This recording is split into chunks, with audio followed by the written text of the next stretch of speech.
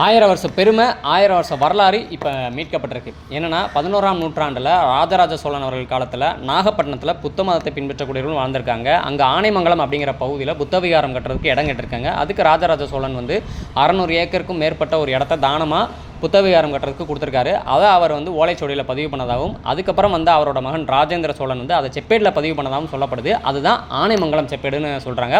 இந்த ஆனைமங்கலம் செப்பேடை பிற்காலத்தில் வந்த டச்சுக்காரர்கள், அதாவது 18ஆம் நூற்றாண்டில் எடுத்துகிட்டு போயிட்டதாகவும் இல்லை திருடிட்டு போயிட்டதாகவும், ஒரு சிலர் காசு கொடுத்துட்டு வாங்கிட்டு போயிட்டதாகவும் சொல்கிறாங்க.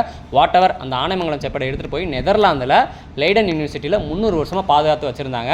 அதுக்கப்புறம் அதை தமிழ்நாட்டுக்கு கொண்டு வரணும், இந்தியா கொண்டு வரணும்னு சொல்லி பல வருஷமாக நிறைய பேர் கோரிக்கை வச்சதுக்கப்புறம் இப்போ மோடி அவர்கள் அங்கே போனதும் 2 கவர்மெண்ட்டும் பேசி நெதர்லாந்து கவர்மெண்ட் மோடி அவர்கள்ட்ட, பிரதமர் மோடி அவர்கள்ட்ட அந்த ஆனைமங்கலம் செப்பேடை கொடுத்துருக்காங்க. நம்ம வரலாறு மீட்கப்பட்டிருக்கு. ஆனால் அது தமிழ்நாடு வரைக்கும் சேரணும். ஏன் அப்படின்னா, கடந்த 10 வருஷமாக அமெரிக்கா உட்பட பல நாடுகளிலிருந்து மீட்கப்பட்ட 600க்கும் மேற்பட்ட தொல்பொருட்களில் பல பொருட்கள் மக்களோட பார்வைக்கு காட்சிப்படுத்தப்படாமே இருக்குது. ஸோ அந்த நிலைமை இந்த ஆனைமங்கலம் செப்பேடுக்கும் வந்துடக்கூடாது, அது மக்களோட பார்வைக்கு வைக்கப்படணும்.